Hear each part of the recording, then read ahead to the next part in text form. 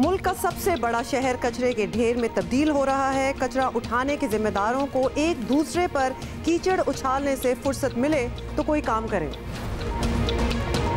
कंदील बलोच के वालिदैन ने बेटी के कातिल बेटों को अल्लाह के वास्ते माफ़ कर दिया। माँ बाप का फैसला अपनी जगह, मगर रियासत के फैसले से इंसाफ होता नजर आना चाहिए।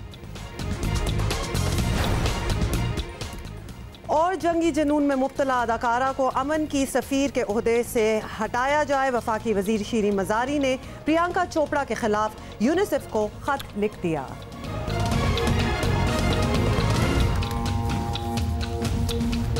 जनाब अस्सलाम वालेकुम, good morning everyone and welcome. अच्छा जी, सुबह सुबह आपने ज़रा मौसम का भी जिक्र कर दिया, तो आज भी मौसम के साथ साथ हुमा मैंने एक और चीज़ नोट की है कि आपने अपने घर से बाहर बस एक ही कदम स्टेप आउट करना है और आपने देखना है कि कितनी को 1500 या 2000 मक्खियाँ आपके इर्द गिर्द मंडलाना शुरू हो जाती हैं। घर के बाहर होती हैं, आपको they are finding a way in as well. और वो बिल्कुल एक वो लेजी सी मक्खी जो आपको पता है कि गंदगी वाली मक्खी है, मुझे तो यही लग रही है, तो लिहाजा वो भी है।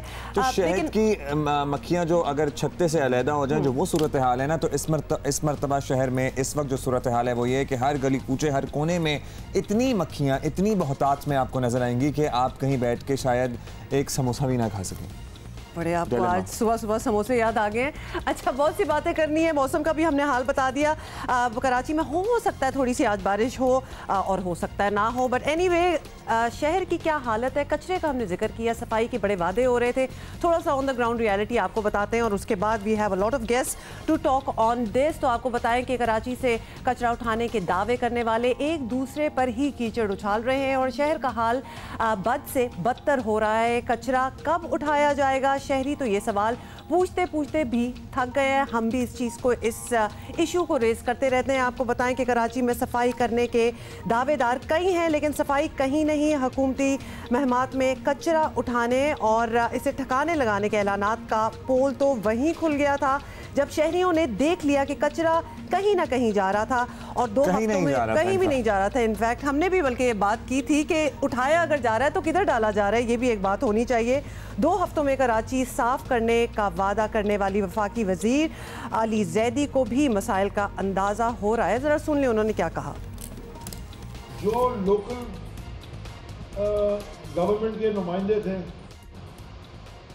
या जो सिंध सूबाई हुकूमत के नुमाइंदे थे, ये निशानदेही उन्होंने ओरली हमें की, ओरली कि यार ये है जीटीएस, यहाँ डाल दें, कचरा उठा दें। हमने वहीं डाला जो उन्होंने आइडेंटिफाई ओरली की थी, चाहे वो सूबाई हो चाहे लोकल हो। उधर कराची की रिवायती सियासी जंग में भी दोबारा हमें तेज़ी नज़र आ रही है। मेयर कराची ने एक बार फिर वही कहा कि इख्तियारात नहीं हैं, काम कैसे करें, फंड्स का रोना तो पहले से ही है माशाल्लाह। सिंध हुकूमत अपना काम नहीं कर रही है, उनका मौक़िफ़ था आवाम से सिंध हुकूमत को टैक्स ना देने का। उन्होंने मुतालबा भी कर डाला। एग्जैक्टली क्या कहा ये भी सुन लीजिए। मैं कराची की आवाम से रिक्वेस्ट करता हूँ कि सिंध गवर्नमेंट को टैक्सेस देना बंद कर दें। अपना टैक्स या तो केएमसी को दें या फेडरल गवर्नमेंट में दें। और ये सब आपने सुना। इसके बाद पीपल्स पार्टी हुकूमत की जानिब से इल्जामात मुस्तरद किए गए और कहा गया कि मेयर कराची पीटीआई के एजेंडे पर है। हुकूमत वक्त से रिक्वेस्ट है कि वसीम अख्तर का नाम ईसीएल में डाला जाए, इसलिए कि जो इसने शहर के साथ कर दिया है इसको भागना नहीं चाहिए, यहाँ से इसको फरार होने का रास्ता नहीं देना चाहिए। मेयर के टेन्योर में ही चला जाएगा किसी ना किसी बहाने से वापस विजिट पे और ये वापस नहीं आएगा। तो पाक से जमीन पार्टी ये मुतालबा करती है कि वसीम अख्तर का नाम, मेयर कराची का नाम ईसीएल में डाला जाए। अब कराची के शहरियों की नहीं बल्कि ज़ातियात की लड़ाई ज़्यादा महसूस होने लगी है। बहसीत कराची आइट अगर आप सोचें इन हालात में कचरा कैसे उठाया जाएगा, कुछ समझ में नहीं आ रहा है। अच्छा जी, हमें बहुत से गेस्ट ने ज्वाइन किया है क्योंकि इशू इस किस्म का है जिसके बारे में हम ऑब्वियसली इतने अरसे से बात कर रहे हैं और पिछले कुछ दिनों से तो कर ही रहे हैं, but now we really need some answers. तो सबसे पहले हमारे साथ स्टूडियो में ही बैठे हैं वज़ीर इत्तलात सिंध सईद गनी साहब। इनसे हम पहले भी बात करते रहे हैं। Thank you so much for coming here. हमें ज्वाइन करेंगे मेयर कराची वसीम अख्तर, उनसे भी हम बात करेंगे। और इसके अलावा साबिक नाज़िम कराची और पाक ज़मीन पार्टी के चेयरमैन मुस्तफ़ा कमाल भी हमारे साथ होंगे, जिनका यह कहना है कि वसीम अख्तर का नाम अब ईसीएल में डाल देना चाहिए। सबसे पहले तो हम सईद गनी आपके साथ ही बात का आगाज़ करते हैं। चले मान लेते हैं कि वसीम अख्तर साहब अपना काम पूरा नहीं कर रहे, लेकिन ज़ाहिर है कुछ काम आपका भी है। वो काम आप लोग पूरा कर रहे हैं दिल पे हाथ रख के सुबह सुबह। जाहिर है हम कुछ इधर उधर की बात तो करेंगे नहीं, सही दिल से बताइएगा, are you doing your job? मेरा ख्याल है कि जितना हमारा काम करने का मुझसे ज़्यादा कर रहे हैं। अच्छा, अब मैं आपको थोड़ा सा समझाने की कोशिश करता हूँ, है कॉम्प्लिकेटेड, और ये जब अली जैदी साहब और मेयर साहब बातें करते हैं तो कन्फ्यूजन ज़्यादा पैदा हो जाता है।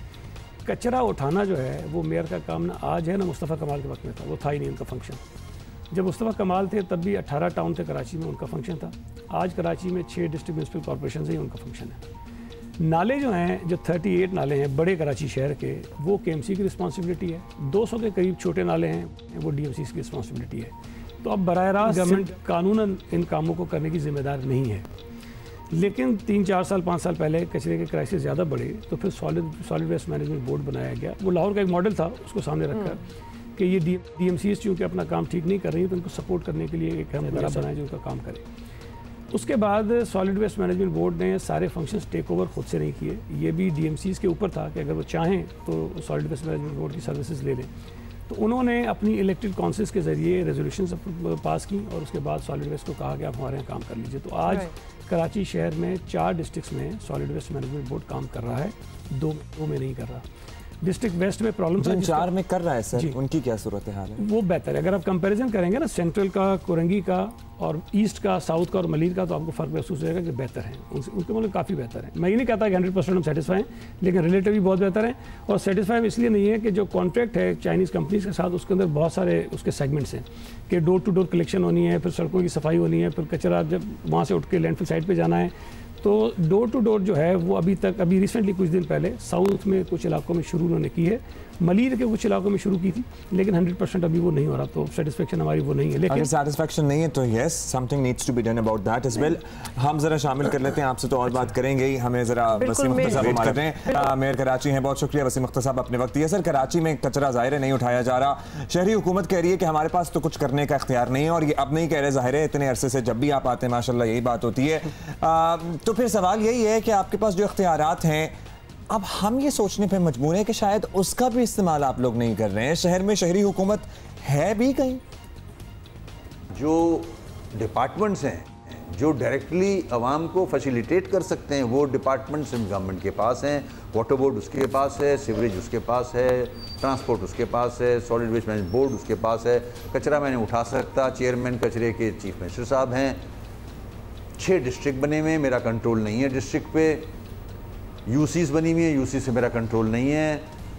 6 कैंटोनमेंट्स हैं, 3 डेवलपमेंट अथॉरिटी बना दी गई हैं शहर में, कराची डेवलपमेंट अथॉरिटी, मली development authority, Lyari development authority. उसके बाद सिविल एविएशन की लैंड अलग है, रेलवे की लैंड अलग है, इंटरफेरेंस इस्लामाबाद का भी है, कुछ फेडरल ओनर्स हैं लैंड के। मतलब कैसे काम होगा इस शहर में? पॉसिबल नहीं है। जब तक ये सारे इदारे एक अम्ब्रेला के नीचे आएंगे नहीं, यहाँ काम नहीं हो सकता। चाहे मैं मेयर हूँ, चाहे कोई भी मेयर हो। मुझे कैंटोनमेंट से सड़क पे काम करते हुए इजाज़त लेनी पड़ती है खुद एज अ मेयर। तो इस जो इलेक्शन कराए हैं विदाउट अथॉरिटी, ये ना कराए जाएं।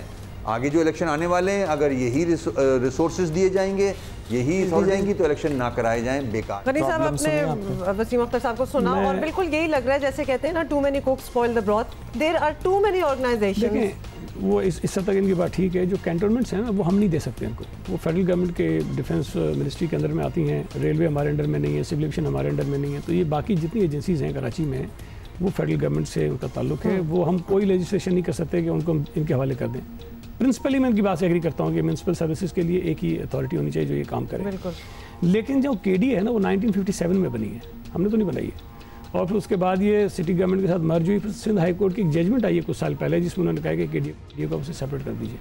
अब अगर हाई कोर्ट की जजमेंट है, हम ना मानते हैं, तब हमारी प्रॉब्लम है, मान लेते हैं तो ये प्रॉब्लम। आपको लगता है कि शहरी हुकूमत या वसीम अख्तर साहब काम कर सकते हैं और नहीं कर रहे, या आपको लगता है कि वो काम कर ही नहीं सकते? मैं जरा गुजारिश करूँ ना, अगर आप मुझसे ये कहें ना कि जी PIA क्यों ठीक नहीं चल रही, तो मैं कहूँ जी मेरा इख्तियारी नहीं है।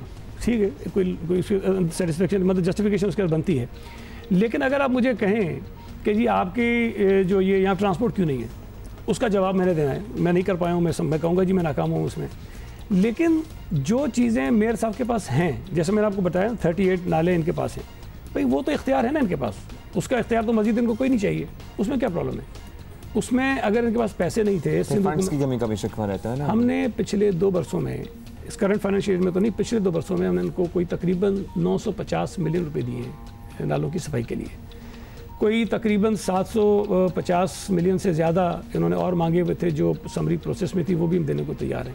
लेकिन चीफ मिनिस्टर साहब ने ये क्वेश्चन ज़रूर उसमें समरी पर उन्होंने नोट लिखा है कि जो पहले हमने दिए हैं ज़रा उसकी डिटेल देख लेना, क्या क्या काम इस पर किया है। मैं समझता हूँ कि देना भी चाहिए कि कितना हमने काम किया है, कितना नहीं किया है।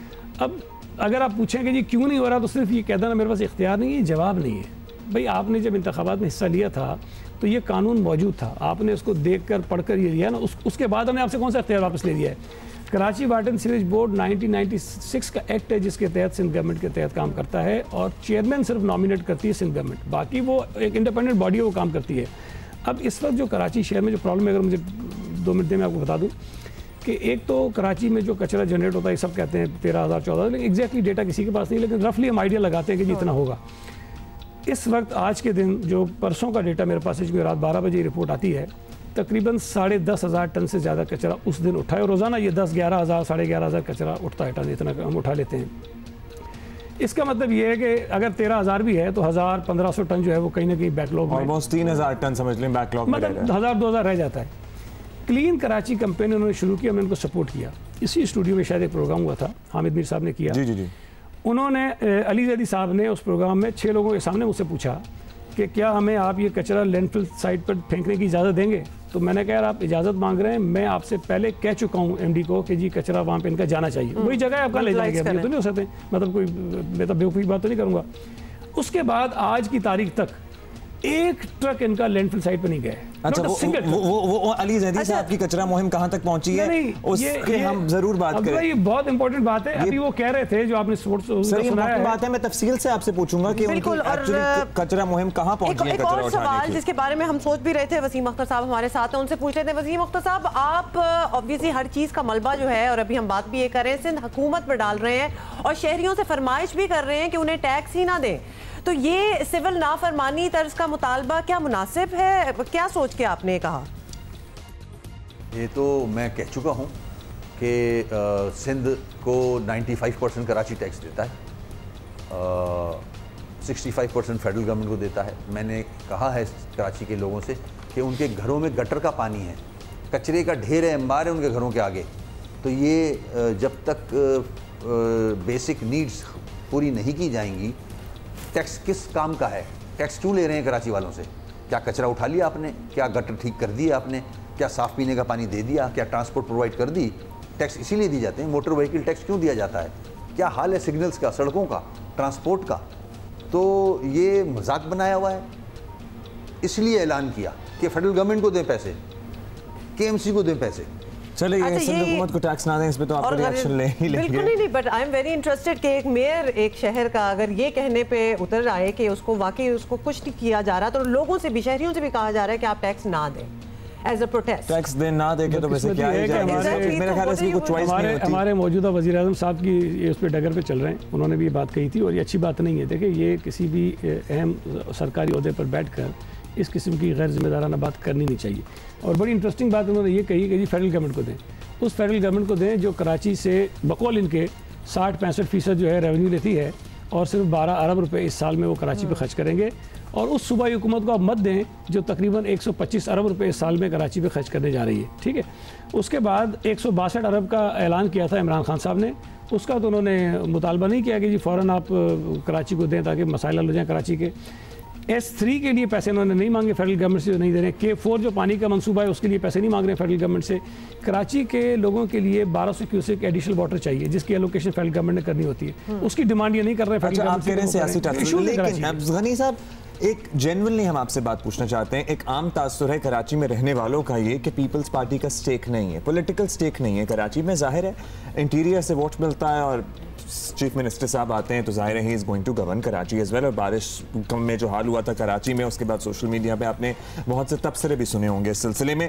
आप you're a great spokes person, Karachi की जब बात होती है तो आप बोलते हैं शैला रजा साहिबा हैं, मुर्तज़ा वहाब हैं, ये 3-4 फेसेस हमें नजर आते हैं। लेकिन आपको लगता है कि प्रोविंशियल गवर्नमेंट अगर थोड़ा और इंटरेस्ट दिखाए कराची की डेवलपमेंट में, इरिस्पेक्टिव ऑफ द फैक्ट कि हमने यहाँ से वोट लेके आना है, सीटें लेके नेशनल असेंबली में आना है या प्रोविंशियल असेंबली में आना है, तो लोगों को क्या तकलीफ है? मुझे इनको मुझे ये बताइए, इनको क्या तकलीफ है कि हम अगर कराची पर बात हो रही है तो बैशिंग किसकी हो रही है? सिंध गवर्नमेंट की। तो क्या हम इतने बेवकूफ़ हैं कि हम चाहेंगे कि नहीं कराची में हम कुछ ना करें और लोग हमारी बैशिंग? तो सर अगर ये इदराक है तो करते क्यों नहीं है? मैं यही तो कह रहा हूँ कि ये परसेप्शन बिल्कुल गलत है कि नहीं कर रहे हैं। आप एक काम कीजिए, एमक्यूएम बड़ा क्लेम करती है ना, मैं कराची में काम किया, किसी दिन एमक्यूएम के मेयर साहब को बुला लीजिए या किसी और को बुला लीजिए, उनको कहें कि जी आपने कराची में, क्योंकि हर हुकूमत में रहे माशाल्लाह 35-40 साल हुकूमत में रहे, इनसे कहें कि आपने कराची में क्या क्या चीज़ें की हैं, ज़रा ये फहरिस्त लेकर आ जाएं, मुझे बुला लीजिए, मैं आपको बताऊंगा कि पीपल्स पार्टी ने कराची में जो भी 11 साल हमारे ये रहे, 5-6 साल हम पहले रहे, ये सारे मिला के हम आपको बता देंगे हमने क्या किया। मैं ये समझता हूँ कि कराची में ख़ास तौर पर पिछले 3-4 सालों में हमने बहुत काम किया है। उससे पहले अगर आप 11 साल का जब ये जिक्र करते हैं तो 4.5 बरस तो एमक्यूएम हमारे साथ हुकूमत में शामिल रही है, और उस वक्त प्रैक्टिकली कराची हैदराबाद हमारा डोमेन नहीं था। गवर्नर साहब थे इशरतुल इबाद जो एमक्यूएम के बैठे हुए थे, कराची हैदराबाद वो हैंडल करते थे, सारी ट्रांसफर्स पोस्टिंग हर काम उनके थ्रू होता था, हमारा कोई रोल नहीं था।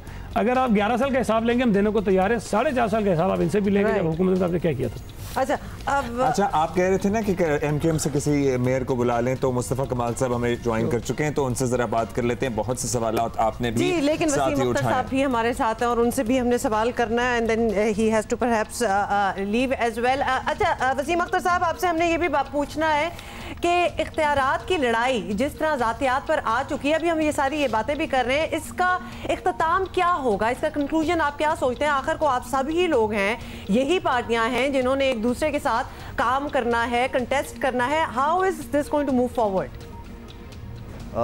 देखें, मैं मैं भी इन चीज़ों के ख़िलाफ़ हूँ, मुझे भी पसंद नहीं है कि ज़ातियात पे चीज़ की जाए, नहीं होना चाहिए ये। मगर ऐसे लोग हैं हमारी सियासत में जो बदज़बानी, गलत अल्फाज अदा करना, तो वो वजह बनती है, फिर उसका काउंटर जवाब आता है। इतना मैं ज़र्फ़ रखता हूँ कि पर्सनल या किसी मतलब को फैमिली ब्लो द बेल्ट जाना, ये कभी मैं ना करूँगा और ना अच्छा समझता हूँ उसको। ठीक है, शुक्रिया आपका वसीम अख्तर साहब, आपने टाइम दिया। आपको आगे कोई कमिटमेंट पर जाना है तो वी वुड रियली अप्रिशिएट कि आपने हमारे लिए वक्त निकाला। लेकिन हमें साबिक नाज़िम कराची और पाक सरज़मीन पार्टी के चेयरमैन मुस्तफ़ा कमाल साहब हमें ज्वाइन कर चुके हैं, उनसे ज़रा बात करते हैं। मुस्तफ़ा कमाल साहब, अभी सईद गनी साहब हमारे साथ स्टूडियोज़ में बैठे हैं, कह रहे थे कि मैं पिछले 4 साल का तो हिसाब देने के लिए तैयार हूँ, लेकिन इससे पहले इशरतुल इबाद साहब ही थे। 1 मैन शो के तहत कराची, हैदराबाद, ये सारे शहर उन्हीं के अंडर आते थे। तो जाहिर है कि आपने भी अपने दौर में कराची में बहुत काम करने के दावे किए हैं। आपको लगता है कि उस वक्त की सूरत हाल और आज की सूरत हाल में फ़र्क है? आप लोग बेहतर काम करते थे? देखिए, उस वक्त के हालात, कभी आप बैठ के जो है वो कचरे के ऊपर प्रोग्राम नहीं किया होगा आपने किसी टीवी शो पे, कभी कचरे के इस तरह के ढेर नहीं दिखाए गए होंगे, कभी बारिशों में 46 अफराद नहीं मरे होंगे कराची में। और ये जो आलाइशें अभी रिसेंट जो बकरीद गुजरी है और इस पर जो अभी आलाइशों का हाल है और जो वबाई अमराज फूट पड़े हैं शहर में, इसके ऊपर तो कभी ये चैनल्स उस वक्त भी आज़ाद थे। तो आपको अगर ऐसे हालात कभी नहीं दिखे तो इसका मतलब है उस वक्त के लोग अच्छा काम कर रहे थे और यकीनन अच्छा काम कर रहे थे। 10 साल हो गए हैं मुझे इस निज़ामत को छोड़े हुए, लेकिन मेरे वक्त के चीफ जस्टिस ऑफ पाकिस्तान में की तमाम अदालतों में बैठकर बोलते थे कि अगर काम देखना है तो जाकर मुस्तफ़ा कमाल का काम देखो। मैं ये नहीं कह रहा कि हमने सारे काम बहुत अच्छे कर लिए होंगे, मैं इंसान हूँ और हमने एक टेन्योर में क्या कर लेना था, लेकिन जो उस वक्त काम हुआ वो उससे पहले ना हुआ ना उसके बाद हुआ। आज के दौर का और उस वक्त से कोई मवाजना ही नहीं कर सकते आप, जो आज का दौर है और आज जिस तरह से मिसमैनेजमेंट है और जिस तरह से शहर का हाल है, इसका तो कोई कंपैरिजन पिछले दौर से नहीं कर सकते आप। अच्छा मुस्तफा कमाल साहब, ऑब्वियसली आपका तजुर्बा इतना ज़्यादा है कि हम बार बार मुड़ के आपकी तरफ ही आते हैं कि आपके ज़माने में क्या होता था, और जब 10 साल का गैप आ जाए बीच में, आजकल की दुनिया में 10 साल is a lot more than 10 years. मतलब आप अगर आप कचरे की अगर हम बात करें तो डायनामिक्स ही बदल जाते हैं, डायनामिक्स बदल, डबल ट्रिपल अमाउंट उसका हो चुका होता है। लेकिन एनीवे हम इस वक्त बात कर रहे हैं कि अगर आप शहरी हुकूमत की बात करें, सिंध हुकूमत, everybody seems to be on the same page at least इस मुहिम के लिए, कचरा उठाने के लिए। तो पाक सरजमीन पार्टी कब ज्वाइन करी इन सारों को? नहीं, देखिए इसको समझने की बात है, अगर मुझे सियासत करनी हो और ट्विटर पे रोज़ाना अपना जो है वो हैशटैग चलाना हो और मुझे ट्विटर पे खबरें और फेसबुक पे खबरें चलानी हो, तो मैं तो बिल्कुल ज्वाइन कर लूँ और कोई मसला नहीं है। कचरा उठाने की मुहिम मेरी तमाम नेक तमन्नाएँ हैं और मेरी तमाम सपोर्ट है। अली जैदी साहब के साथ उनकी कॉल भी आई थी मेरे पास, मैंने उनको बताया भी, लेकिन उसकी कोई, मैं चूँकि समझता हूँ थोड़ी बहुत, मुझे नॉलेज है इस शहर के बारे में, अल्लाह ताला ने मुझे इन मनसब पे रखा है, तो मुझे बेसिक सी नॉलेज है कि इसकी पूरी डायनामिक्स है कि, और वो ये है कि उसकी देखें कचरे की कोई मुहिम नहीं चलाई जा सकती, इसलिए कि 13,000 टन गार्बेज जो है वो हर रोज़ाना प्रोड्यूस होता है। ये बात मैंने उनसे की है अली जैदी साहब से। इसका एक मैकेनिज्म, इसका एक सिस्टम बनाने की ज़रूरत है, और वो सिस्टम ये होना चाहिए कि भाई आप एक जगह बैठ के, ये जो ब्लेम गेम है, हम सुबह उठकर 3 प्रेस कॉन्फ्रेंस रोज़ाना देखते हैं, फेडरल गवर्नमेंट अलग बात कर रही है, प्रोविंशियल गवर्नमेंट अलग बात कर रही है, सिटी गवर्नमेंट जो है वो अलग बात कर रही है। ये सईद गनी साहब बैठे हैं, मैं चीफ मिनिस्टर साहब की मीटिंग में गया था, मैं इनके सामने भी 10 दफ़ा कह चुका हूँ कि ये सॉलिड वेस्ट, इन्होंने सईद गनी, जो प्रोविंशियल गवर्नमेंट ने जो सॉलिड वेस्ट मैनेजमेंट बोर्ड बनाया है, उसकी वजह से सिटी गवर्नमेंट को, मेयर को ये जवाज़ पेश मिल रहा है कि वो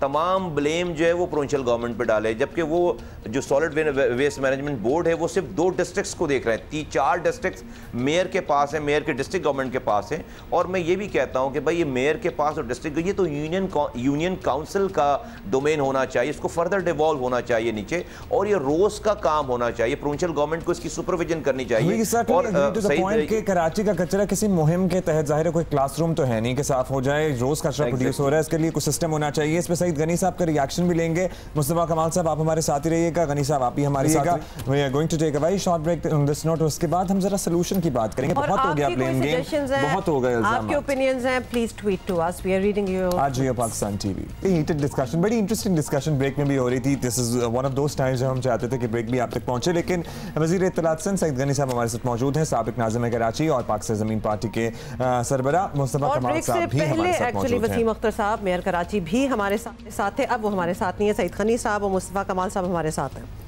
जनाब, तो अब हमने बहुत बातें कर ली कि जनाब किसका कसूर है, किसका नहीं है, इस वक्त शहर में क्या सूरत हाल है। By the way basically Saeed Ghani साहब ये कह रहे थे कि अली जैदी साहब जितना भी जहां से भी कचरा निकाल रहे हैं वो जीएसटी गार्बिंग, जीटीएस ट्रांसपोर्ट स्टेशंस, फ्लाईओवर्स के नीचे, पार्क्स में, ग्राउंड्स में, सब वहां फेंक रहे हैं। इसलिए कराची में हर तरफ आपको कचरा ही कचरा नजर आ रहा है, और इनके मुताबिक वो कहते हैं कि हम उठा लेंगे, कब उठाएंगे ये पता नहीं, कब बारी आती है इस कचरे की।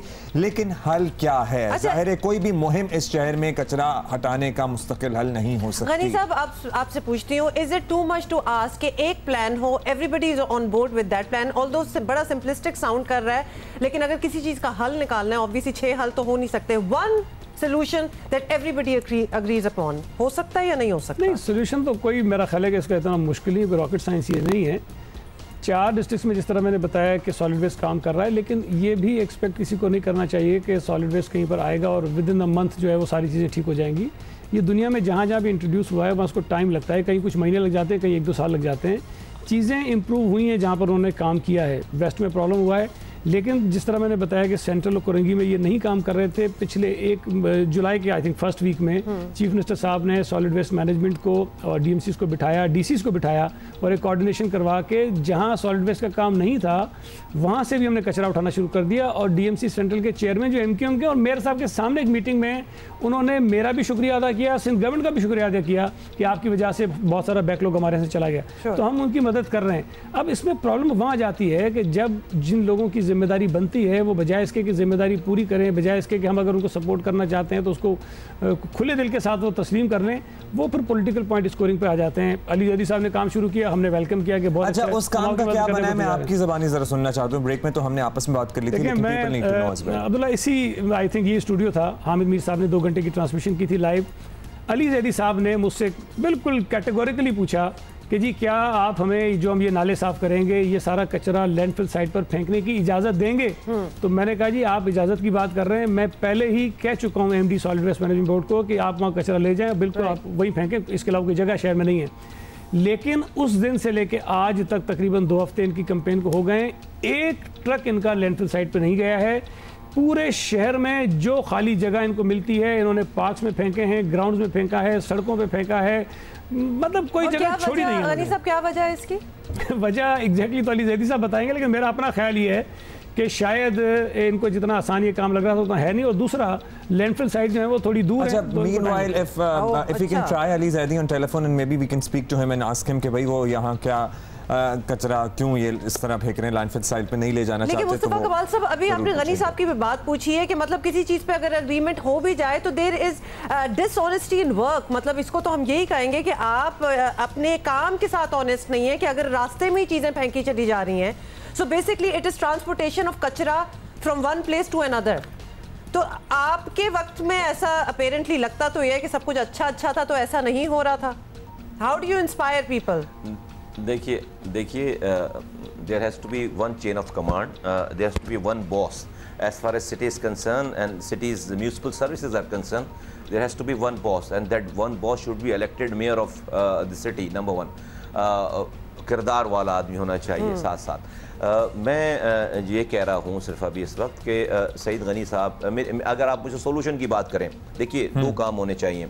एक तो फेडरल गवर्नमेंट का काम नहीं है, प्रोविंशियल गवर्नमेंट का काम नहीं, ये प्योरली सिटी गवर्नमेंट का काम है। प्रोविंशियल गवर्नमेंट को अपनी तमाम असिस्टेंस देनी चाहिए, लॉजिस्टिक देनी चाहिए और सिटी गवर्नमेंट को सपोर्ट करना चाहिए। उनको ये गार्बेज, ये जो सॉलिड वेस्ट मैनेजमेंट बोर्ड बना रखा है, मेरी अगर तजवीज़ अगर आप पूछेंगे तो इस बोर्ड को एबॉलिश करके डिस्ट्रिक्ट गवर्नमेंट को एम्पावर करें, इसको कचरे की जिम्मेदारी उनको दें, पूरी जो भी है उनके पास, जो इन्होंने रख रखी है वो भी इनको दें, ताकि सबको पता चल जाए कि भाई ये आदमी है, ये डिपार्टमेंट है जिसकी जिम्मेदारी। फिर लैंडफिल साइट से के दरमियान का एक जनरेशन पॉइंट जहाँ पे कचरा कुंडी जिसको आप कहते हैं और लैंडफिल साइट, इसके दरमियान की एक चीज़ होती है गार्बेज ट्रांसफर स्टेशन। शहर में इस वक्त organize garbage transfer station GTS नहीं है। हम मास्टर प्लान, कराची के मास्टर प्लान में 6 डिस्ट्रिक्ट्स में 5 गार्बेज ट्रांसफर स्टेशन की जगह मौजूद हैं। छोटी मोटी वहाँ पर एनक्रोचमेंट हुई होगी। दुनिया भर में GTS, चूँकि मेरे लास्ट ईयर में ये सारा मैंने प्लान किया था और GTS बनना था, वो एक्सपेंसिव अफेयर है, उसमें प्रोविंशियल गवर्नमेंट और फेडरल गवर्नमेंट की फंडिंग चाहिए। 5 garbage transfer station provincial government और फेडरल गवर्नमेंट मिलकर इस शहर में बनाना शुरू कर दे। वो मशीनों के साथ सेग्रीगेशन प्लांट्स होते हैं, चीज़ होती हैं। उससे फ़ायदा ये होगा कि जो डिस्टेंस होता है जनरेशन पॉइंट से लेकर उसकी डंपिंग का, वो 15 से 20 मिनट से ज़्यादा होना नहीं चाहिए। अभी का डिस्टेंस 6 घंटे का है, 3 घंटे जाने और 3 घंटे आने में लगते हैं। जो ये सईद गनी साहब कह रहे हैं कि भाई कचरा उठाकर सड़कों पर फेंका जा रहा है, पार्कों में फेंका जा रहा है, और ये अजीब बात है कि कोई ये पूछे कि भाई मैं कचरा उठाकर कहाँ फेंकूं।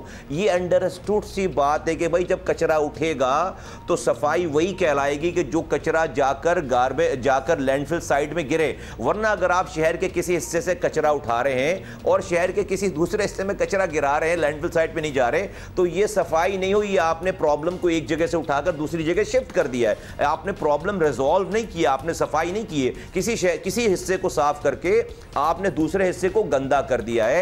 ये नहीं होना चाहिए। तो जो सोल्यूशन की जो परमानेंट सोल्यूशन की बात, एक तो स्ट्रक्चर को चेंज कर लें, यूनियन काउंसिल लेवल पे लेकर जाएं इन तमाम चीजों को। दूसरे 5 garbage transfer station federal government और प्रोविंशियल गवर्नमेंट मिलकर आपस में डिसाइड करें, 50-50 इसके ऊपर जो है वो इन्वेस्टमेंट करें और गार्बेज ट्रांसफर स्टेशन बनाना शुरू कर दें, और वहां से फिर ये तमाम साल 1.5 साल में परमानेंट सोल्यूशन हो जाएगा। जब तक जो लोग हैं उसको, और आप जब एक जगह कर देंगे तो कोई ये नहीं कह सकेगा कि मेरे पास इख्तियार नहीं है। सईद गनी साहब आकर ये एक्सप्लेन नहीं कर रहे कि भाई आपको इस पे एतराज होना चाहिए, बट आई एम सरप्राइज्ड कि गार्बेज ट्रांसफर स्टेशंस अपैरेंटली है ही नहीं जिसका आप जिक्र कर रहे हैं कि मौजूद है। मैं ज़रा उसको क्लैरिफाई कर दूं कि जगहें हैं वहाँ GTS पे जाके, लेकिन जो बात मुस्तफा कमाल साहब कह रहे हैं वो एक पूरा एक मैकेनिज्म उसका होता है, वो नहीं है। लेकिन हमारे जो प्रोविंशियल ADP है उसके अंदर ये स्कीम्स मौजूद हैं और हम कोशिश करेंगे कि इस साल में ये काम सारा हमारा शुरू हो जाए।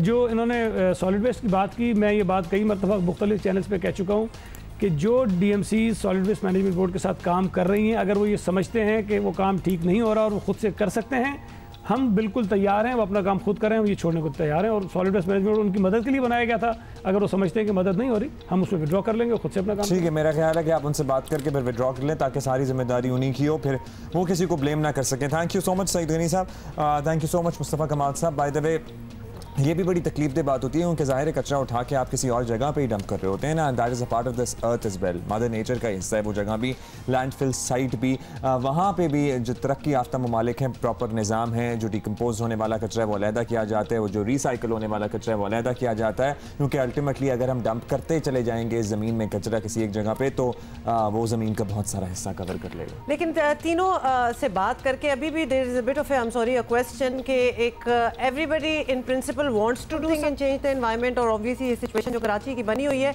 लेकिन कितनी सिंसेरिटी है, कितना everybody is willing to work with one another, उस पर अभी भी थोड़े से डाउट्स हैं।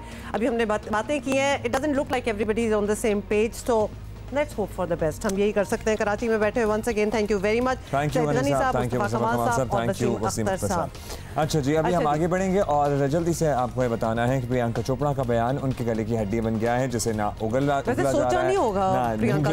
है, बिल्कुल सोचा नहीं होगा, और जो उन्होंने बयान दिया वो तो उन्होंने दिया, जो उन्होंने ट्वीट की वो तो उन्होंने की, लेकिन जिस तर्ज से उन्होंने उस खातून पाकिस्तानी निजात खातून आयशा मलिक को मुखातिब किया था और जो बिहेवियर उनके साथ अपनाया था, उस पर भी दुनिया में बहुत बड़े बड़े सेलिब्रिटीज़ ने आवाज़ उठाई है।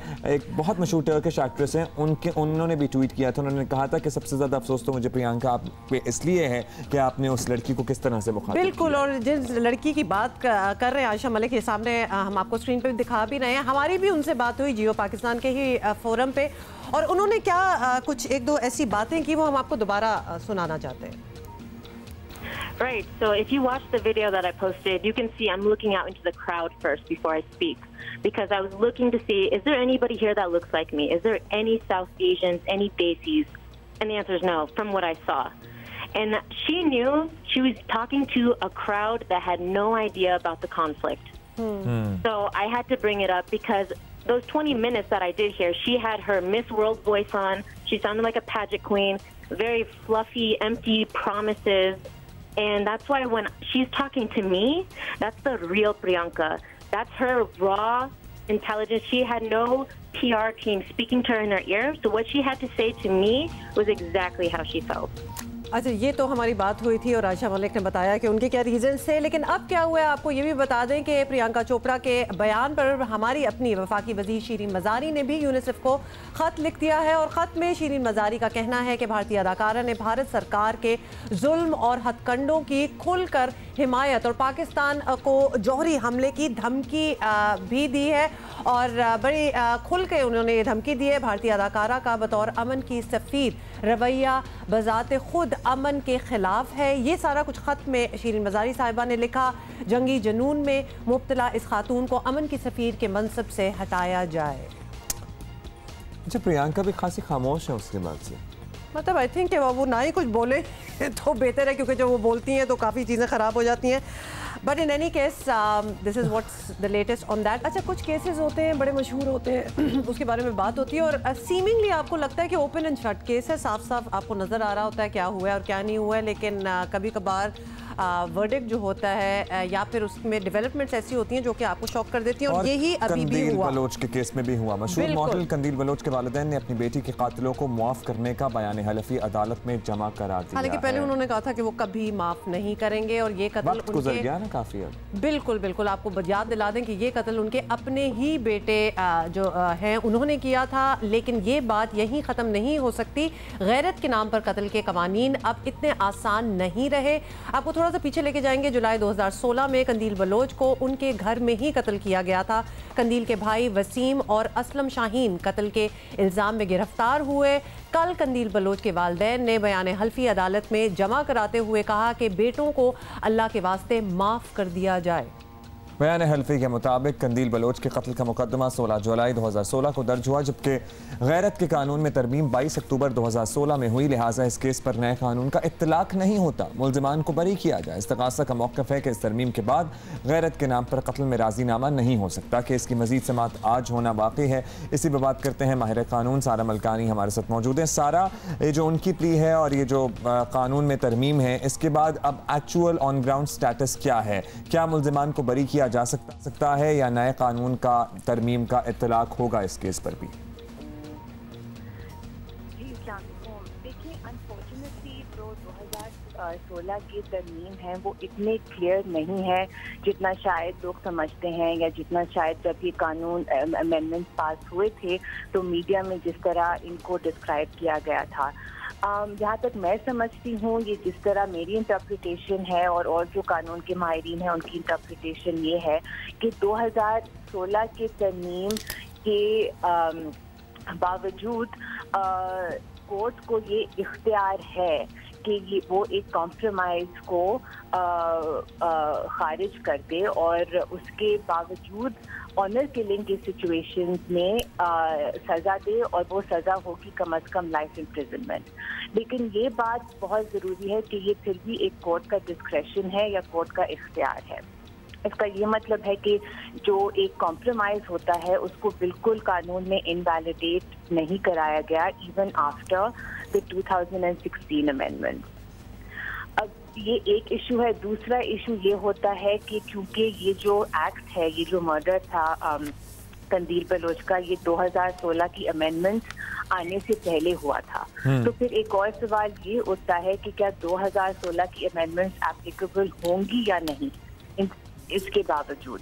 अब टिपिकली तो इस सवाल का जवाब जज साहिबान ही दे सकते हैं फिर सारा?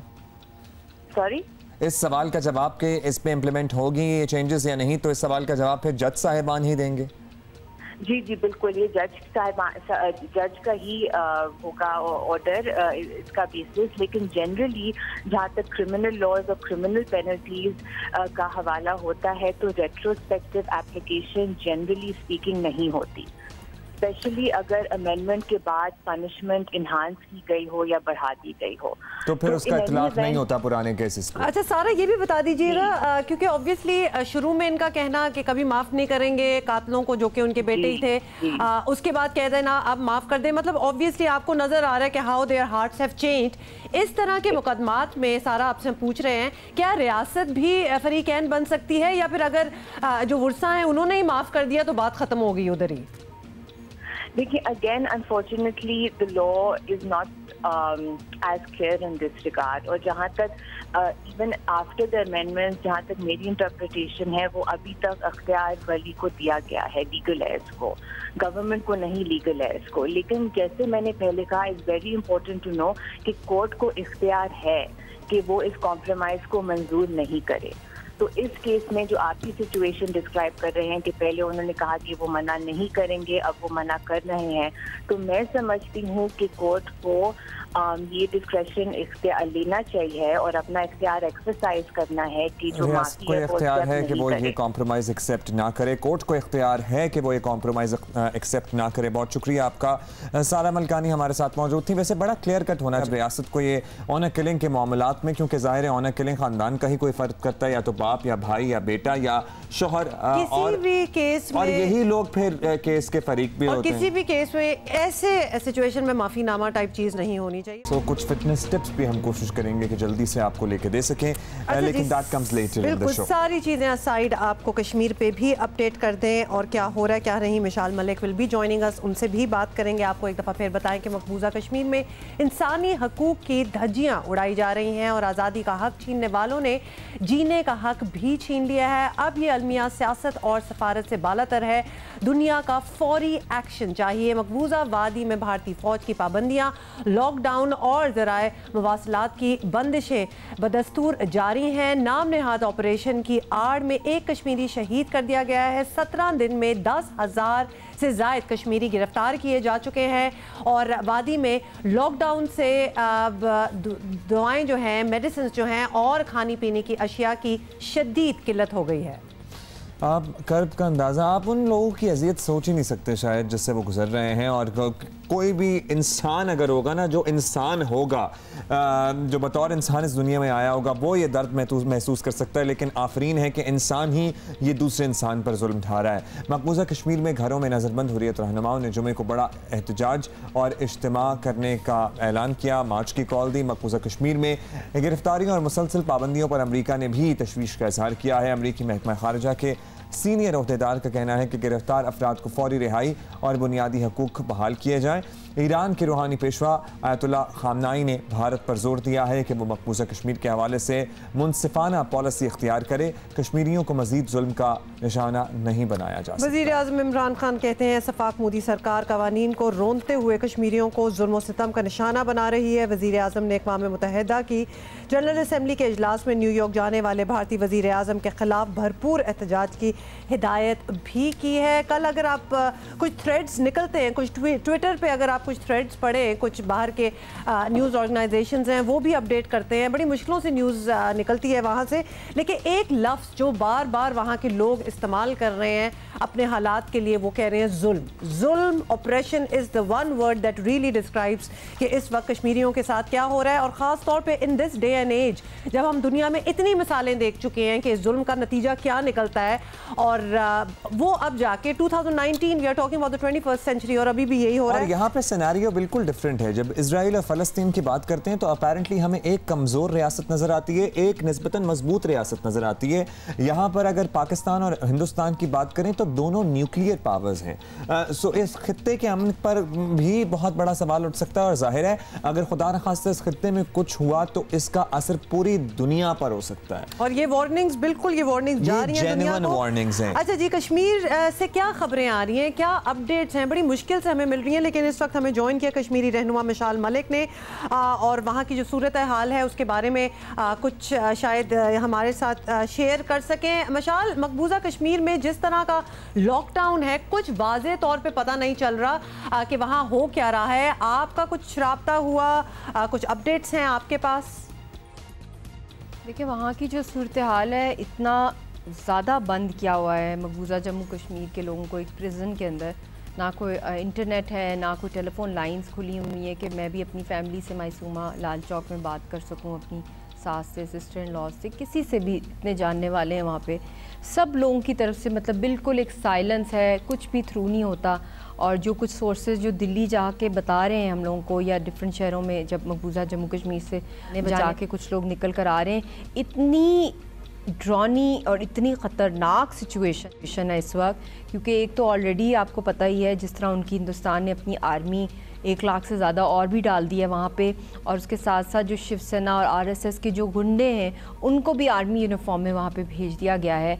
और वो तो मतलब किलर्स, रेपिस्ट, एक्सट्रीमिस्ट, हिंदुत्व के मानने वाले, अखंड भारत उनका गोल, और मारने मराने वाले वो लोग हैं, पागल वैशी दरिंदों की तरह। वो वहाँ पे दंदना रहे हैं इस वक्त एक निहत्ती कौम के ऊपर। हर जगह जहाँ पे आप रुख करें आर्मी है, मशरूम्स की तरफ। मिशाल, पाकिस्तान अब ज़ाहिर इस मसले को बतौर इंसानी हकूक़ के मसले के तौर पर उठा रहा है, क्योंकि जैसी कत्ल गारतगिरी भारत ने वहाँ मचा रखी है, उसे फौरी तौर पर रोकना बहुत ज़रूरी है। आपको उम्मीद है कि दुनिया इस पर तवज्जो देगी? तो डेफिनेटली दुनिया इसके अंदर बहुत ज़्यादा इस पे तशवीश का इजहार कर रही है। थिंक टैंक्स बाहर के जो स्ट्रैटेजिस्ट हैं, पॉलिसी मेकर जो होते हैं, और दुनिया को सोचना पड़ेगा कि किस लेवल पे हिंदुस्तान की एग्रेशन जा रही है, क्योंकि ये कश्मीर की हद तक, हमारी हद तक नहीं है, इसने फैलना है। अखंड भारत का जो इनका गोल है, तो ये तो जंग की तरफ है। हमारे पे तो जंग फुल फ्लेज है, और ये कोई आम जंग नहीं है, ये न्यूक्लियर जंग की तरफ जाने का मामला है, जिसमें पूरी दुनिया जो है लपेट में आ सकती है। अच्छा मिशाल, आपसे ये भी पूछना चाहेंगे, पैलेट गन्स का तो हम जिक्र करते रहे हैं, पूरी दुनिया को बड़ी अच्छी तरह पता है कि वहाँ किस किस्म की मशीनरी यूज़ हो रही है, लेकिन ऐसी खौफनाक इतलात भी आ रही हैं कि वहाँ क्लस्टर बम तर्ज के हथियार जो हैं वो इस्तेमाल किए जा रहे हैं। तो ऐसी सूरत हाल में वहाँ की आबादी की बका का कितना बड़ा ख़तरा पैदा हो सकता है आपके ख्याल में? देखिए, ये तो पूरा का पूरा उनका जो मैस जेनोसाइड का जो उनका प्लान था, उसको उन्होंने स्ट्रेटजाइज किया है, और अब उसको वो इम्प्लीमेंटेशन के फ़ेज़ के अंदर है। जब से उन्होंने आर्टिकल 370 को 35A को हटाया है, उससे कबल 3 दिन पहले ही इन्होंने वहाँ पे कंप्लीट आर्मी कर्फ्यू किया था, शूट टू किल वाला, और उसके साथ साथ वहाँ पे उन्होंने एक्स्ट्रा डिप्लॉयमेंट की अपनी ऑक्यूपेशन फोर्सेस की, लोगों की सारी कम्युनिकेशंस लाइन बंद कर दी, जो सेकेंड ईयर लीडरशिप भी रह गई थी जो हमारी हुर्रियत की, उनको भी गायब कर दिया, उनको भी आगरा में और जगहों पे हिंदुस्तान की जेलों में बंद कर दिया गया है, और हज़ारों की तादाद में कैद किया है लोगों को, बल्कि एग्जैक्ट फिगर तो कोई दे नहीं सकता। हिंदुस्तान की अपनी जो रिपोर्टिंग आ रही है 4000 की कह रहे हैं, हालांकि जो हमारी अपनी सोर्सेज हैं उनके थ्रू पता चल रहा है कि this is it has cross 10,000, और बल्कि उनको कहाँ रखने की जगह नहीं मिल रही, तो उनके लिए नए डिटेंशन सेंटर्स बनाए जा रहे हैं इंडिया के अंदर मुसलमानों के लिए।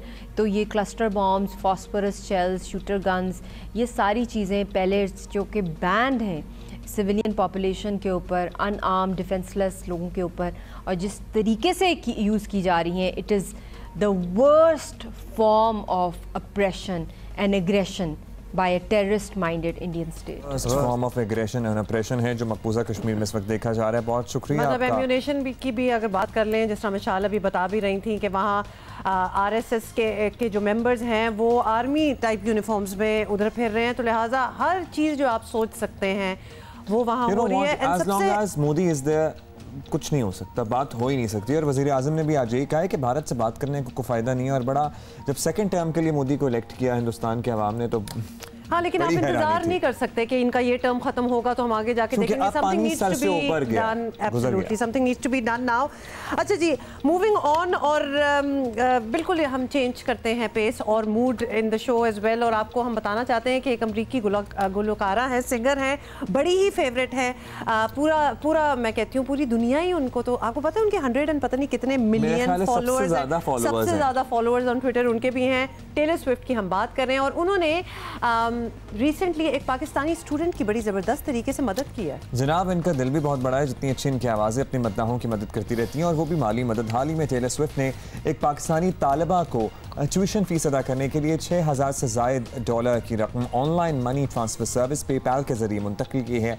कनाडा की यूनिवर्सिटी ऑफ वाटरलू में ज़ेर तालीम पाकिस्तानी तालिबा आयशा खुरम के वालिदैन के पास सेमेस्टर फीस अदा करने के लिए रकम नहीं थी। आयशा ने एक दोस्त के मशवरे से पेपैल में अकाउंट बनाया और फीस अदा करने के लिए लोगों से मदद मांगी। कुछ घंटे बाद आयशा ये देखकर हैरान रह गई कि मारूफ गुलकारा टेलर स्विफ्ट ने इनके अकाउंट में $6,386 जो है वो ट्रांसफ़र कर दिए हैं। इसके साथ उन्होंने आयशा को तालीम जारी रखने का पैगाम भी दिया। आयशा का कहना है कि जब उन्होंने अपने वालिदैन को ये बात बताई तो उन्हें यकीन नहीं आ रहा था।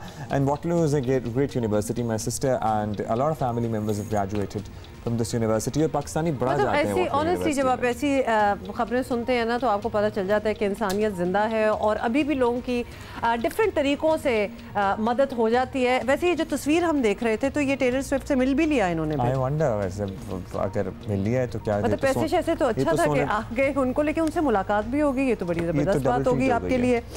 अच्छा ओके जी। अच्छा जी, हम कल एक पैशन की बात कर रहे थे ना कि एक शख्स ने अपने 15 साल से बाल नहीं कटवाए हुए थे, और फिर वो फौज में जाना चाहता था, तो उसने अपने बाल कटवा लिए, और वो it was a different, completely different personality. तो लोग अपने पैशन के लिए अपने बड़े एस्टैब्लिश्ड करियर्स भी छोड़ देते हैं, एंड उनकी हिम्मत को भी दाद देनी चाहिए, और वो बड़े खुश भी रहते हैं ज़िंदगी में अपनी, क्योंकि वो अपने पैशन को परसू कर रहे होते हैं। तो एक और एग्जाम्पल हमारे सामने है जनाब। इंटरनेशनल क्रॉसफिट गेम्स एक ऐसा मुकाबला है जहाँ दुनिया के सबसे फिट अफराद एक दूसरे के सामने आते हैं और अपना कमाल दिखाते हैं। अब क्या एग्जैक्टली कमाल दिखाना होगा ये तो हम आपको बता देंगे, लेकिन तारीख में पहली बार इस मुकाबले में एक पाकिस्तानी है जिनका नाम है बिलाल तारिक, वो शरीक हो रहे हैं।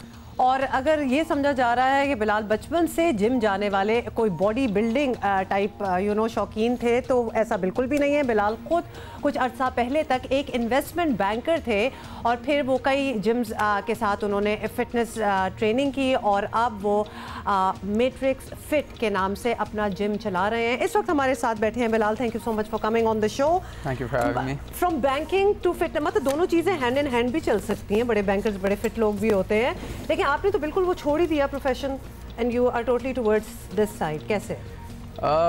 हैंड इन हैंड चल सकती हैं, बिल्कुल चल सकती हैं। पहला एक साल जो मैंने जब क्लासेस देना शुरू की और जब मैंने अपना फोकस इसकी तरफ शिफ्ट किया, तो एक साल मैंने अपनी बैंकिंग करियर के साथ किया था। So I used to do my classes in the morning, go to the bank, सारा दिन वहाँ स्पेंड करके फिर शाम को वापस 6:30 से 8:30-9 बजे तक फिर से क्लासेस कराता था। कराते थे या आप अपने आप को फिट कर रहे थे? अपने आप को भी करता था, लेकिन उसके बाद आहिस्ता आहिस्ता मैंने क्लासेस देना शुरू कर दी थी। और उससे ऑफ कोर्स पहले भी जितने भी साल ट्रेनिंग जो खुद कर रहा था वो जॉब के साथ ही कर रहा था। बट ऑब्वियसली एक पैशन था, एक नीड थी जो मैंने मार्केट में internationally because of my exposure having, बाहर पढ़ाई करने की वजह से जो मुझे एक्सपोजर था उसमें मैं पाकिस्तान में एक गैप मुझे नज़र आ रहा था जो फिल नहीं हो रहा था। और उसके लिए आप पार्ट टाइम नहीं कर सकते, आपको फुल टाइम एक पॉइंट के बाद एक स्टेप आता है जहाँ पार्ट टाइम सीलिंग को ब्रेक करना होता है। तो उसकी वजह से यू हैव टू डेडिकेट। लेकिन बिलाल, मतलब क्यूरियोसिटी बड़ी है कि आप हमेशा से पैशनेट थे अबाउट इट, और क्या आपने सोचा था कि मैं पढ़ाई वगैरह कर लूँगा, करियर वगैरह व्हाटएवर, लेकिन बाद में यही करूँगा? नहीं, बिल्कुल यही था कि 2010 में when I graduate from university under graduate, मैं जिम स्टार्ट करना चाहता था, लेकिन due to you know family and you know society issues and to start a business experience के बगैर इतना अच्छा, जिम स्टार्ट करना चाहते थे, एज एन बिजनेस करना चाहते थे, जिम खोलना चाहते थे। लेकिन हमारी सोसाइटी एंटरप्रेन्योरशिप को इतना ज़्यादा कल्टिवेट नहीं करती। और 2010 में तो कम कल्चर था, अब तो चलें फिर बच्चों को करने की इजाज़त दी जाती है। यू नो हमारी सोसाइटी और हमारी फैमिली ज़रा थोड़ी सी यू नो बहुत पैम्पर करने की शौकीन है, तो to take risks for kids to take risks immediately is not easy to convince. And can I just add here for all the parents who are watching, क्योंकि ये भी समझते हैं कि जब तुमने बाहर की डिग्री कर ली है, इतनी अच्छा करियर है, तो तुम यहाँ छोड़ के बेटा जिम खोलोगे, तो ये कितने लोगों ने ये काम में सुनी है? बिलाल, एक होता है बॉडी बिल्डिंग, जो हमने बॉडी बिल्डिंग के मुकाबले भी देखे हैं और इंटरनेशनल सतह पे भी होते हैं और पाकिस्तान से बॉडी बिल्डर्स भी जाते हैं, लेकिन you clearly do not look like a body builder. So ये क्रॉसफिट और बॉडी बिल्डिंग में क्या फ़र्क है, थोड़ा सा ये एलैबोरेट कर दें। यहाँ पे क्या आपको कौन सी स्किल्स हैं जो डेमोन्स्ट्रेट करनी होंगी? You are a very fit man, लेकिन बॉडी बिल्डर यू नो जिनसे हिला भी नहीं जा रहा, तो वो एक और ही फिजिक होती है। So body building is a physique sport, ठीक है। उसमें ये है कि लाइक यू सेड, जो जिस तरह की आपकी फिजिक होती है, the bigger you are the more aesthetic you are, आप उसके ऊपर वैल्यू किए जाते हो when you walk on stage. CrossFit is a performance sport. अच्छा, इट्स अ लाइफ स्पोर्ट, ठीक है। तो उसमें मेन चीज़ ये है कि at the end of the day how well are you performing as a human being, ठीक है। मैं अगर एक कंपेटिटिव लेवल पे कर रहा हूँ तो मेरी परफॉर्मेंस के क्राइटेरियाज कुछ डिफरेंट हैं। अगर आप एक जनरल, जो मेरे जिस तरह क्लाइंट्स जो जिम आते हैं जो just want to live a healthier life, उनके क्राइटेरियाज डिफरेंट हैं। वो भी परफॉर्मेंस करना चाहते हैं लेकिन अपनी ज़िंदगी में बस एक अच्छी हेल्दी ज़िंदगी गुजारने के लिए। उसके लिए the main thing is to be functional, ठीक है। बॉडी बिल्डिंग में फंक्शनैलिटी पे इतना फोकस नहीं किया जाता, एस्थेटिक्स पे किया जाता है। क्रॉसफिट में क्रॉसफिट में primarily, at least the methodology that we focus on at our gym and worldwide is functionality. You know, to be able to, कि आप इस कुर्सी से उठ के खड़े होंगे तो आपकी टांगों में कोई दर्द ना हो, या फिर वो आवाज़ें ना आए, कभी कभार आ जाती हैं। अच्छा बिलाल, आप हमारे पास बैठे, हम फ़ायदा उठाना चाहते हैं इस बात का, and since you have done it, तो आप टिप्स दे सकते हैं कि वो लोग प्रोफेशनल्स जो बहुत बिजी होते हैं दिन में, दे आर एक्चुअली वर्किंग, और आपको पता है पाकिस्तान में कोई इतना कट ऑफ टाइम भी नहीं होता, रातों तक भी काम चल जाता है कभी कभार। How do they fit in their fitness you know routine? वो क्या करें? मतलब सबसे ज़्यादा यही शिकायत होती है, टाइम काम के दौरान निकल आए घंटे के लिए, व्हाट वुड यू सजेस्ट? देखें आप, पाकिस्तान कोई ऐसा मुल्क तो नहीं है जहाँ सिर्फ काम हो रहा है ना, दुनिया में हर जगह काम होता है। I mean America, US, Canada, इन सब कंट्रीज में मेरे ख्याल से ज़्यादा वर्किंग आवर्स में काम होता होगा। लेकिन दे आर मोर डिसिप्लिन, मैंने नोटिस किया 6 बजे अगर कट ऑफ होता है तो उठ जाते हैं सारे। यहाँ तो लोग नहीं, ज़रूरी नहीं है ना उनका। अगर फॉर एग्जांपल 6 बजे, अगर यहाँ लोगों को शौक भी है कि 6 बजे के बाद खुद बैठने का, ठीक है, कुछ लोगों को और हेल्दी एक्टिविटी नहीं, कुछ ऐसे लोग, मैं भी काम कर चुका हूँ यहाँ लोगों को शौक है कि सारा दिन ना काम करें और फिर जब कट ऑफ टाइम होने वाला हो तब काम शुरू करें, ओवर टाइम हो जाए। तो first and foremost those are not productive habits. तो उनको आप चेंज करो, आपको टाइम खुद ही मिल जाएगा। और लाइक आई सेड, सिर्फ आपका मुल्क नहीं है जहाँ लोग ऑफिस काम कर रहे हैं, दुनिया में हर मुल्क है जहाँ लोग ऑफिस जाते हैं, लेकिन दे मेक टाइम। या तो वो सुबह 6 बजे उठ के पहले जिम जाते हैं, काम से पहले जाते हैं अगर उनको पता है कि उनके आवर्स ऐसे हैं कि वो शाम तक लेट बैठते हैं, या फिर वो अपने लंच आवर्स में जाते हैं, 30 मिनट्स का एक वर्कआउट करने जाते हैं, लेकिन वो जाते ज़रूर हैं, ठीक है। या फिर अगर पता है कि उनका अर्ली मॉर्निंग स्टार्ट है तो फिर वो शाम को अपनी practice. So you have to hit the gym. आप ये कोई बहाना, ये घर पे कुछ कर सकते हैं। You don't have to hit the gym. What I'm saying is they always make time for their physical activity. What can we do as in you can cycle to work, you can walk to work, you can walk when आप Whenever you have time. Yes, एक simple सी चीज़ होती है। For example हमारे यहाँ क्या मसला है, हम पानी का ग्लास भी खुद उठ के नहीं लेना चाहते। We want to keep sitting and ask someone to go and get our water, glass of water. उठ के जाके ले लें, वो भी एक एक्टिविटी है ना। मतलब बेसिकली हमें अपनी हैबिट्स भी बदलनी है, थोड़ी सी ऊपर नीचे होने। 100% आपको थोड़ा सा डिसिप्लिन खुद होना पड़ेगा। मैं भी जब जॉब कर रहा था तो मेरे लिए भी आसान नहीं था कि मैं सुबह 5 बजे 5:30 बजे उठ के पहले अपना सेशन करूं। यही मैं सोच रहा था। उसके बाद बैंकिंग आवर्स तो जाहिर है 9 से ऑन क्लास कराऊं, फिर बैंकिंग आवर में जाऊं, फिर रात को वापस आके फिर से सेशन करूं। मेरे लिए भी आसान नहीं था।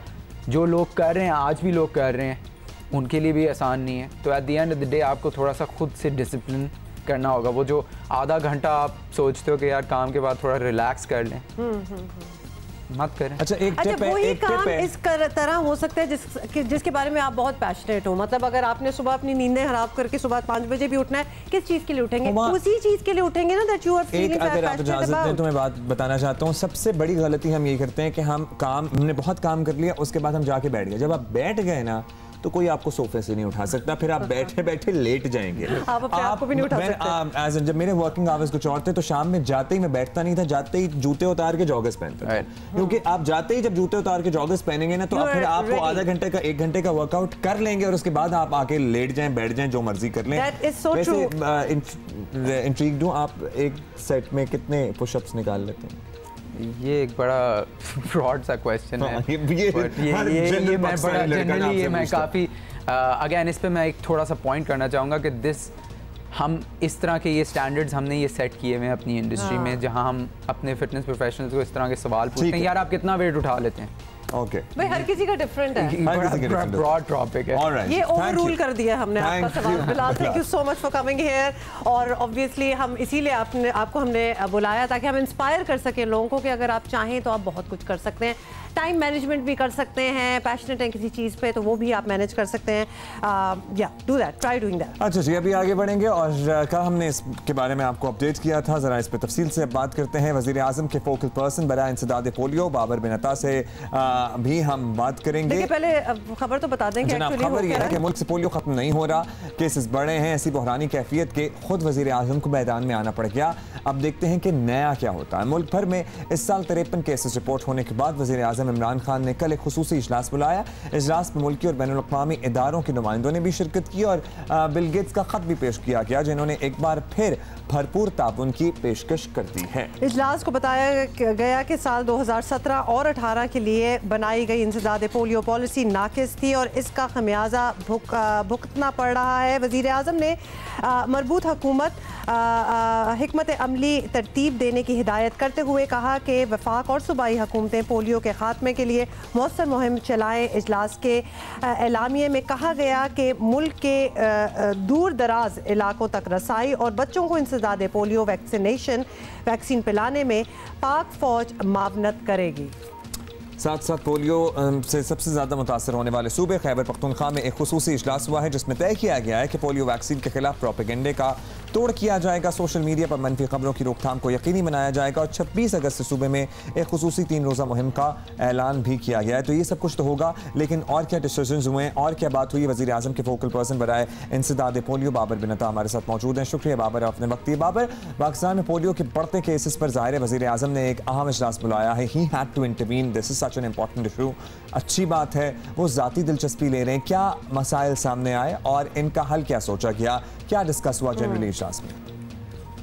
देखें, सबसे एक मैं आपको पहला तो एक कह दूँ, शुक्रिया आपका, मॉर्निंग शो पे लेते हैं, आपको यूथ देखती है, बड़ा इसका इम्पैक्ट होता है और थैंक यू वेरी मच। और अवेयरनेस की बड़ी ज़रूरत है कैंपेन में, तो आप दोनों का बहुत शुक्रिया। प्राइम मिनिस्टर का जो नोटिस है जी, इसकी टाइमिंग बड़ी इंपॉर्टेंट है। टाइमिंग इसलिए इम्पॉर्टेंट है कि ये वो टाइम है जिसे आप बफर पीरियड कह सकते हैं, यानी आप अगर कुछ ठीक करना चाहते हैं पोलियो के हवाले से तो आप नवंबर के महीने तक आप अपने आप में प्रोग्राम में रीएडजस्टमेंट्स कर सकते हैं। क्योंकि नवंबर से लेके अप्रैल का महीना जो होता है ये सर्दियों का महीना होता है जिसमें पोलियो वायरस जो है वो कमज़ोर होता है और आप अटैक कर सकते हैं। वैक्सीन आपकी उसकी इफेक्टिवनेस जो है वो ज़्यादा हो जाती है, यानी पावर में इजाफा हो जाता है। तो नोटिस की टाइमिंग बहुत अच्छी थी। खैबर पख्तूनख्वा में 41 पोलियो केसेस आए हैं। ऑब्वियसली खैबर पख्तूनख्वा जो है वो हमारी डिस्कशन का सेंटर था। मैंने उनको बताया कि खैबर पख्तूनख्वा में 41 अगर पोलियो केसेस हैं तो वो क्यों हैं, हर पोलियो केस के अंदर जो हमने तहकीकात की हैं उसके क्या एनालिसिस सामने आए हैं। तो इस सारी चीज़ को जब आप लॉक करते हैं तो प्राइम मिनिस्टर ने एग्री किया इस चीज़ से कि पाकिस्तान पोलियो प्रोग्राम को अगर इस वक्त कोई थ्रेट है, कोई बहुत बड़ा थ्रेट है, तो वो यही है कि पेरेंटल मिसट्रस्ट, वालिदैन को जो है वो ट्रस्ट नहीं है वैक्सीन के ऊपर। और ओवर द पास्ट ईयर्स पिछली हुकूमतों ने किस तरह ज़ोर ज़बरदस्ती और FIR के ज़रिए जो है ये इसको इन्फोर्स करने की कोशिश की। तो प्राइम मिनिस्टर ने एग्री किया स्ट्रैटेजी से, बल्कि उन्होंने हुक्म भी जारी किया जो 1-2 दिनों में ऑफिशियल उसमें निकल आएगा। उन्होंने हुक्म भी जारी किया कि इंशाल्लाह नए पाकिस्तान में बंदूक की नोक पे या जोर ज़बरदस्ती पोलियो नहीं कुछ नई डेवलपमेंट्स की बात करें इन द सेंस कि क्या प्लानिंग हो सकती है, अब किस तरह एक पॉजिटिव डिफरेंस लाया जा सकता है कि पोलियो के केसेस जो बढ़ते चले जा रहे हैं थोड़े से कम हो। बाबर, खैबर पख्तूनख्वा का भी आपने जिक्र किया, तो खैबर पख्तूनख्वा में जिस तरह केसेस सामने आ रहे हैं इस साल, तो सारे ऑलमोस्ट 30 तो बन्नू से ही सिर्फ आए हैं, तो इनके लिए एक लॉन्ग टर्म प्लान भी दरकार होगा। इस मुतालिक क्या सोचा है आप लोगों ने? Have you come up with anything? देखें, एक मैं आपको ना एक दोनों को मेरी एक रिक्वेस्ट है, मैं क्लियर कर दूं आप लोगों को कि ये डिजीज़ कंट्रोल प्रोग्राम नहीं है। लॉन्ग टर्म कुछ नहीं होता। अगर 4 से 5 अच्छी पोलियो मुहिमात आपने कर दी, वो जब भी कर दी आपने, जैसी अच्छी का मतलब होता है 95%, आपने अच्छी मुहिमात कर दी 4 से 5, तो आप इस वायरस की ट्रांसमिशन को रोक देंगे। तो वो 4 से 5 मुहिमात जो हैं वो 6 माह के दौरान ही होती हैं। तो लॉन्ग टर्म स्ट्रेटजी पे तो काम होगा, लेकिन क्योंकि हम एक एरेडिकेशन प्रोग्राम है, हमने वायरस इंटरप्शन की बात करनी है और वो 4 से 5 माह में मुहिम के दौरान हो सकता है। और इसके लिए ज़ाहिर है कमिंग सीजन बहुत इंपॉर्टेंट है। सर्दी में आप कह रहे हैं वायरस को टारगेट किया जा सकता है। बाबर, खैबर पख्तूनख्वा पर फोकस तो हो गया, लेकिन पोलियो का वायरस तो मुल्क भर के कई शहरों की सीवेज लाइन में मिला है। लाहौर से रिपोर्ट्स आ रही थी कि सीवेज लाइन में वायरस मिला है। कराची में तो अब सीवेज का पानी सड़कों पर पड़ा है, ये भी एक खतरनाक सूरत हाल है। इसके लिए कोई प्लानिंग है? आपको मैं बताऊं, बड़ा इंटरेस्टिंग सवाल है। वज़ीर आला बलूचिस्तान ने भी ये बात की थी कि वहाँ पर भी बारिशों की वजह से हुआ है। थोड़ा सा क्लियर कर दूं, सूएज के पानी में पोलियो वायरस की मौजूदगी इस अमर की निशानदही करती है कि शहर में वायरस मौजूद है जो बच्चों को इन्फेक्ट कर सकती है। ये सूएज का पानी स्पिल होकर रोडों पे आ गया, इसमें बच्चे फिरेंगे तो वायरस फैल जाएगा, ये नहीं होता। वायरस ओरल फीकल रूट के थ्रू ट्रेवल करता है। वायरस को ख़त्म करने के लिए आपको दवाई पिलानी है, ना कि सड़कों को पानी से साफ़ करना। ये मैं एक क्लियर करना चाह रहा था। तो ये याद रखिएगा कि वायरस की मौजूदगी जो है वो मौजूद है, बच्चों में इन्फेक्शन नहीं हो रही। कराची में केसेस कम है, खैबर पख्तूनख्वा में ज़्यादा है। तो ये थोड़ा सा देखना पड़ेगा। ट्रांसमिटर जो वायरस इस वक्त कराची को भी हिट कर रहा है वो भी खैबर पख्तूनख्वा का है। और हमारी वहाँ पे मैं क्यों डिफेंड करूंगा दूसरों को, लेकिन जो सच है वो सच है कि नॉर्दर्न वायरस है जो जाके कराची को हिट है। बहुत शुक्रिया बाबर। दवाई भी पिलानी है और वैसे सड़कों को भी पानी से साफ। हाँ, मतलब वो तो एक अलग मुहिम है, लेकिन अभी मैं साथ साथ पिक्चर्स भी देख रही थी, हम आपको विजुअल्स दिखा रहे थे कि छोटे छोटे मोटू बच्चे हैं और उनको वो कतरे पिलाए जा रहे हैं।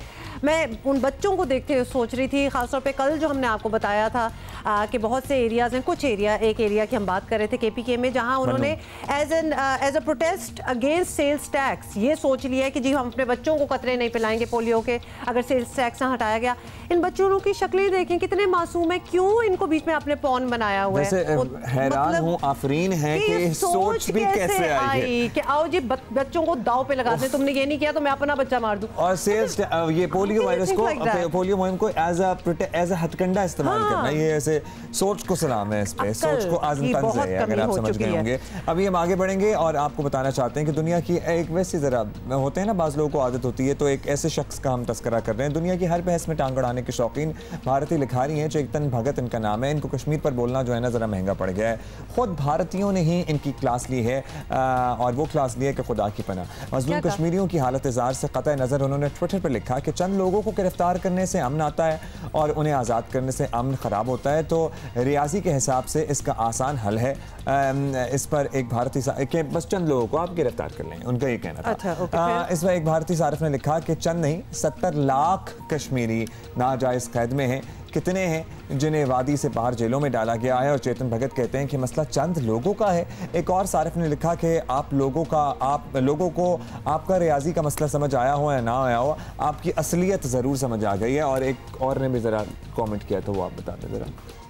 मैथ प्रॉब्लम नहीं बल्कि मेंटल प्रॉब्लम है, ये भी कहा जा रहा है लोगों का ऑब्वियसली। जबकि एक ने कहा कि जिस तरह आपकी तहरीरों पर मुनाफकत की ऐनक है, उसी तरह आपकी रियाजी पर तासुब की ऐनक लगी हुई है। बेसिकली कहने का मतलब है कि क्या हमने क्या सुनाना था, या कश्मीरियों को अगर एक्सेस मिल रहा है, इन्होंने क्या सुनाना था, वहाँ के लोगों ने ही उनको सुनाना शुरू कर दिया कि ये किस किस्म की लॉजिक देने की कोशिश कर रहे हो। Okay, so we just wanted to tell you that.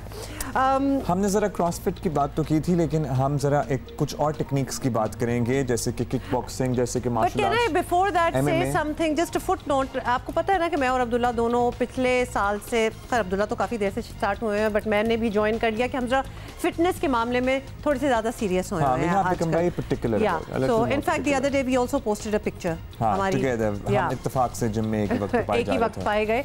अच्छा, और हमारे ट्रेनर को ये बात बिल्कुल पसंद नहीं है, क्योंकि उनका ये कहना है कि आप दोनों एक टाइम पे ना आया करें, क्योंकि जब आप एक टाइम पे जिम भी आते हैं तो वहाँ भी बातें शुरू हो जाती हैं। तो हमारे बिल्कुल टाइम्स मुख्तलिफ हैं, सिर्फ एक ही दफ़ा ही हुआ था। अच्छा जी, आपको जल्दी से बताएं कि हमने रिसेंटली बड़ी ही एक interesting lady who was visiting from abroad, उनका इंटरव्यू किया और आपको हम दिखाना चाहते हैं। अमेरिका से इनका ताल्लुक है और इनका सारा तारुफ वैसे हमने किया है, तो फिर दिखा दें कुछ ना बोल। और फिर हम वैसे किस तरह वो आई हुई, आपको जल्दी से ये ज़रूर बताना चाहूँगी कि पाकिस्तान में अमरीकी सफारत खाने के programme women empowerment through sports के तहत वो पाकिस्तान विजिट कर रही हैं और हमारी मुलाकात हुई, हमने उनका इंटरव्यू किया।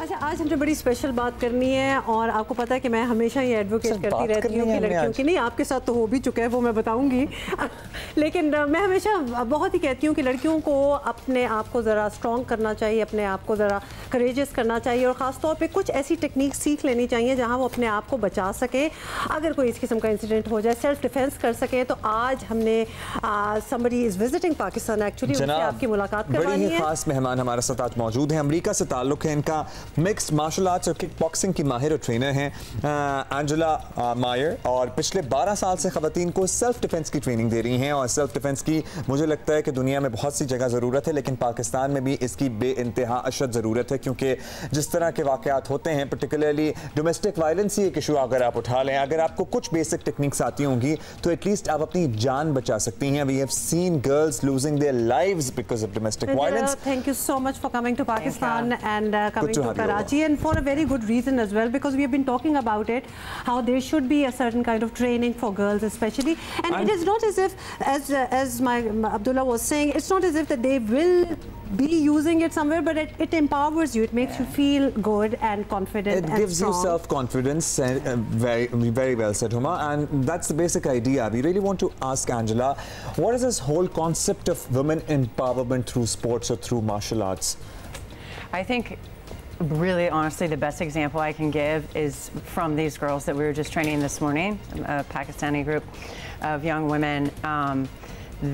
One woman said at the end, we were sitting in the circle after training, they did some just basic like kind of boxing stuff and then some self-defense techniques. And what I told them I hoped that they got from it at the beginning was a sense of feeling powerful through their body. You know, we're using the physical modality of martial arts, of self-defense, but feeling that sense of like strength and like in your body, but feeling it inside too. And so one woman said at the end, one very young woman said, with like bright fire in her eyes, she said, I, as a woman, am just as important as a man, you know, like, and it was, she just like hit the nail on the head of why we're doing this work. And that is the sense, I guess, that young girls should feel also, that I'm not inferior to anybody, that I can take care of myself as well. And I can, you know, that confidence also deters other people from approaching any woman for anything like that. So who are these girls and how did you come up with this idea that, you know, I'm going to go around the world and teach young girls how to defend themselves? honestly, I feel absolutely grateful for the opportunity to do this. I'm here on through the U.S. Consulate, a program called Sports Envoy. That's also in partnership with the Shore Foundation, which is based out of Islamabad, who does amazing work. So they have a program called We Sports, Women's Empowerment Through Sports. If somebody tries to choke Huma, why do you, this is like तुम्हारी तो ख्वाहिश है कि ये हो जाए. You know, if somebody tries to choke, if somebody just comes up, and knowing that like kind of the act of choking is more an act of like aggression or her kind of dominance, but in self-defense we try to teach very like easy moves that you don't have to think about, right? Because if you're in a moment of like fight or flight or limbic, it's like you momentary freeze. And so we try to teach very easy basic moves. Okay, let's do it. आपने somebody is trying to choke you, कोई किसी ने आपके गर्दन पे हाथ रखा हुआ है, जरूरी नहीं है कि गला ही दबा रहे हो, आप तशद्दुद में आपने बाजू ऊपर किया, सीधा बिल्कुल स्ट्रेट कर लिया 90 डिग्री पे, और आप स्क्वीज करेंगे, दबाएंगे उसको अंदर, दूसरे के हाथ को अंदर दबाएंगे आप, राइट? दूसरे के हाथ को आपने अंदर दबाया और फिर टर्न इन, आपने 90 डिग्री पे टर्न कर लिया और आपने वही सीधा कोनी से नीचे मार दिया. काफी जोर का. और टर्न इन, और आपने यही कोनी जो है वो वापस मार, वो आपने वापस कोनी मारी और उसके बाद जो तिलचाए मारना स्टार्ट हो जाए, लेकिन जो फर्स्ट मूव है वो एटलीस्ट वो ग्रिप लूज हो जाएगी और आपने अगले को एकदम से शॉक भी कर दिया, because people are not expecting कि आपको पता है कि ये होने वाला है, तो लिहाजा वो उस शॉक में भी पीछे हो सकता है. तो ब्रिलियंट ही हो गया. हाँ, ये तो बड़ा जबरदस्त है. Anything else like quick tips? Quick tips. If I could just say, like one of the quickest tips. And I'll tell you exactly what. Usually, the things that girls suffer is, you know, even if they are going to the market or in the bazaar or anywhere, just sometimes guys, you know, sometimes some people just want to touch them or just go ahead, and you want to actually do something about it. So what do you do? Right. So like, let's just say you grab my wrist in the market, right? And this, and I was telling the girls earlier that when somebody touches you and you don't want to be touched, this is a red flag, right? This is a red flag. But you're still not trying to, like, maybe it's not something where you're going to try to escalate the situation, so you're still trying to de-escalate. Just not trying to create a scene in the market. Exactly. And yet you want them to. But you don't want to, you want to get away, right? So this is a basic wrist release. So what I would do, again, I want to be strong always, like kind of in my legs without being like super aggressive. Yeah, but being like in your legs. I would make a fist to engage my forearms, engage these muscles. I would turn my thumb to the weakest link, which right here is the grip point where her thumb and fingers are. And then I'm not trying to pull away, right? This is kind of, this is intuitive, like to be like, oh, somebody has me, I want to pull. But that's a strength game, that's a power game.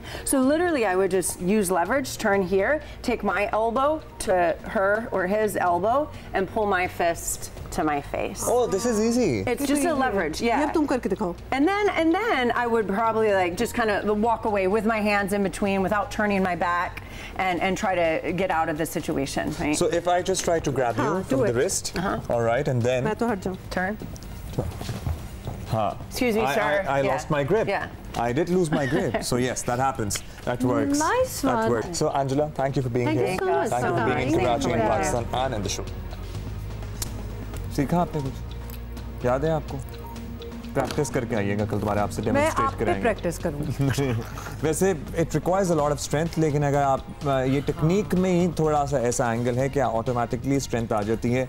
And you can actually और सारी game that. पता है क्या है, अगले को shock करने की है, क्योंकि दे आर नॉट एक्सपेक्टिंग कि आपको भी कुछ अपने आप को डिफेंड करना आता है. तो एक दो मूव्स अगर आप सीख भी लें तो आप अगले को डरा सकते हैं, क्योंकि अक्सर जो आपको हाथ लगाने के लिए और ये तंग करने के लोग आते हैं ना, उनमें इतनी हिम्मत नहीं होती और ना ही इतना जज्बा होता है. अगर आप सुनाओ थोड़ा सा तो भाग भी जाते हैं. रिपीट देखना चाहते हैं तो जियो पाकिस्तान के पेज पे तो हम ये दोबारा से अपलोड कर देंगे. You can watch repeat and learn actually, लेकिन इनके फेसबुक और इंस्टाग्राम पेजेस पे भी ये टेक्निक्स हैं मौजूद.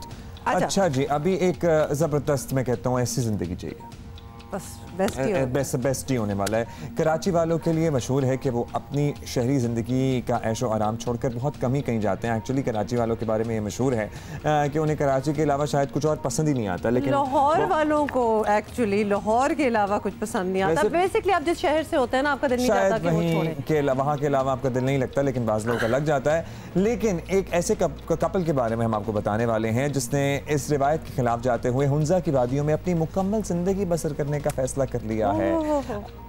कमाल ही नहीं है. हम बात करें अहमद और बिनैन की, जिन्होंने हाल ही में हुंजा की हसीन वादियों के बीच अपना एक छोटा सा कैफ़े रिजॉर्ट खोला है जो बनीन. अच्छा जी, इसका नाम है और नहीं बनीन.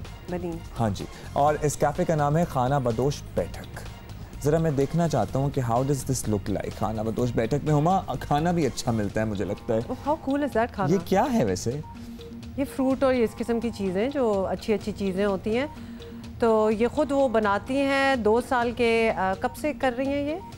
शुगर वैली में हुआ था एक्चुअली। 2 साल की खुशगवार तजर्बे के बाद ये दोनों हुंजा मुंतकिल हो गए। इसका पहले इफ्तिताह हुआ था शुगर वैली में। शुगर से अभी हुंजा मुंतकिल हुए हैं और अगले 3 साल ये रहेंगे। I guess they keep moving then. अगले 3 साल का इनका प्लान है कि इन्होंने हुंजा में रहना है। अहमद का कहना है कि उन्हें अपनी ज़िंदगी में सबसे ज़्यादा मुश्किलात वाला सफ़र पाकिस्तान में ही देखा है और इसी को मद्देनज़र रखते हुए उन्होंने खाना बदोश बैठक कायम की है, जहां मुसाफिरों के रहने और खाने पीने के अलावा दीगर सफरी सहूलियात भी फराहम की जाती हैं। बड़ा इन्होंने सोच विचार करके खुद भी ज़रा ज़िंदगी में इनको इस तरह ट्रैवल करने का, एडवेंचर करने का शौक कि खाना बदोश बैठक का मतलब है कि ये खुद भी ज़िंदगी में मूव करते रहेंगे और कुछ साल एक जगह। अच्छा, बाय द वे आप लोग ये बता दें, सिर्फ हुंजा तक मतलब ये महदूद कहीं नहीं रहेंगे, क्योंकि अहमद और इनका बनीन इज अ न्यू नेम, मैंने तो ऐसा नाम नहीं पहले सुना। तो इन्होंने सिंध के इलाकों में जाने का भी सोच रखा है। तो it is not just over there, Sindh में भी ये इसी किस्म की चीज़ें खोल रहे हैं। कहते हैं अगर वक्त इजाज़त देगा तो इस मिशन को भी ज़रूर पूरा करेंगे। How cool is that? मुझे तो इनकी ज़िंदगी बेस्ट लगी। अच्छा जी, मैट्रिक्स वाले जो बिलाल तारिक हमारे पास हुए थे, उन्होंने अपना प्रोफेशन जो पढ़ा वो छोड़ के अपने पैशन की तरफ गए। इनको देख लें, इन दोनों ने जो भी ये लोग कर रहे थे, इन्होंने अपना पैशन की तरफ गए हैं, कराची छोड़ के चले गए जी हुंजा।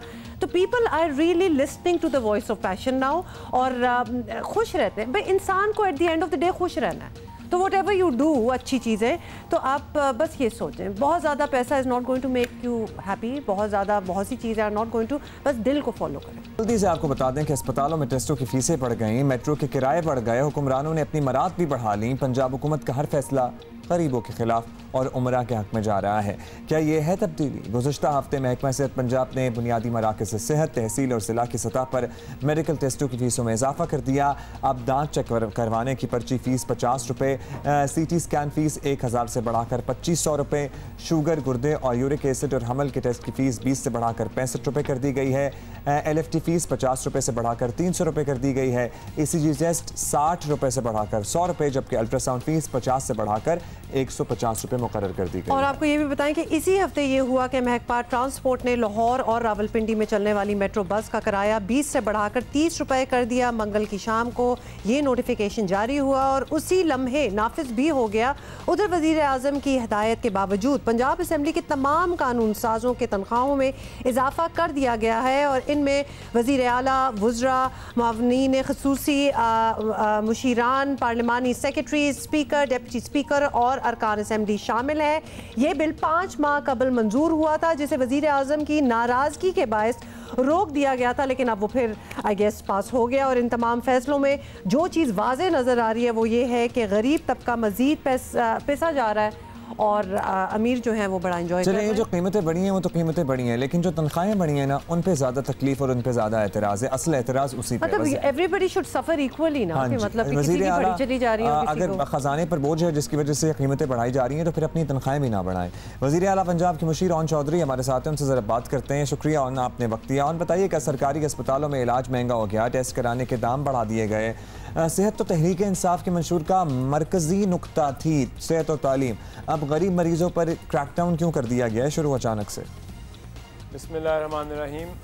शुक्रिया Humayun Abdullah for calling me on your programme. सबसे पहले मैं आपको ये ज़रूर बताना चाहूँगा कि ये गलत तासुर क्रिएट किया गया है और कि पंजाब में जो सरकारी हस्पताल हैं वहाँ पे गरीबों का इलाज महंगा कर दिया गया है।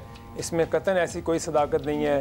पंजाब के जितने सरकारी हस्पताल हैं इनमें इमरजेंसी और ICU में तमाम टेस्ट उन गरीब मरीज़ों के लिए फ्री हैं और जो आउटडोर इंडोर पेशेंट हैं वो वहाँ पर उनकी फैसिलिटेशन के डेस्क कायम कर दिए गए हैं उनके लिए।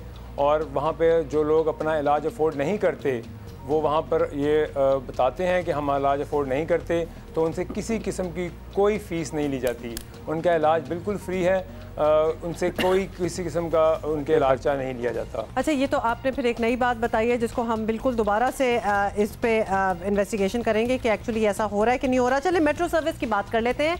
मेट्रो सर्विसेज पंजाब के बड़े शहरों में ट्रांसपोर्ट का बड़ा और बाइज्जत ऑब्वियसली ज़रिया है। ज़्यादातर वही लोग इस्तेमाल कर रहे हैं जिनका रोज़ का आना जाना है। किराए जो हैं वो बढ़ाना इतना ज़रूरी था कि आप लोगों ने इन मुसाफिरों का जो है वो ख्याल भी नहीं किया। उनका तो डेली है भाई, आना जाना बहुत ज़्यादा पड़ जाता है। पंजाब मास ट्रांजिट अथॉरिटी ने एक सर्वे कराया जो विलिंग टू पे के नाम से था। ये उन लोगों से सर्वे हुआ जो रोज़ाना मेट्रो बस पर सफ़र करते हैं और उनसे उनकी राय ली गई कि मेट्रो बस का किराया कितने फ़ीसद बढ़ा देना चाहिए। और मेजॉरिटी में जो लोगों ने राय दी उसमें 10 रुपये तक के किराए को बताया गया कि वो उनके लिए अफोर्डेबल है। तो इस तरह ये 10 रुपये किराए का इजाफ़ा की समरी दोबारा कैबिनेट में आई और फिर इसको कैबिनेट ने अप्रूव किया कि सिर्फ 10 रुपये किराया वो जो है आवाम को के लिए बढ़ाया जाएगा। इसके साथ साथ मैं आपको ये बताता चलूँ कि जैसे आपको पता है कि डॉलर की प्राइस भी ऊपर आई है और पेट्रोल की प्राइस भी ऊपर आई है। इन्हीं वजूहात की बिना पर हुकूमत को ये हार्ड स्टेप लेना पड़ा। अच्छा, वन डे सर्वे में ये ऑप्शन भी था कि किराया बढ़ाया ही ना जाए, क्योंकि अगर होता तो लोग यही कहते हैं कि किराया ना बढ़ाया जाए। कम करने का भी पूछ सकते थे। अच्छा जी, एक तरफ तो ऑन ज़ाहिर है आवाम पर बोझ डाला जा रहा है, तो दूसरी तरफ वज़ीर आज़म की ख्वाहिशात के बरअक्स, अगेन हम कहेंगे वज़ीर आज़म को पसंद नहीं थी ये बात, असेंबली मेंबरान की मरात में इजाफा किया जा रहा है। तो तहरीक इंसाफ की तरजीहात में कैसे आ गया ये सब? I must remind you, I was the only cabinet member who opposed this bill. और आपके ही प्रोग्राम में आकर मैंने इस बिल को अपोज़ किया था और हमारे वज़ीर आज़म साहब ने भी सख्त नाराज़गी का इजहार किया था।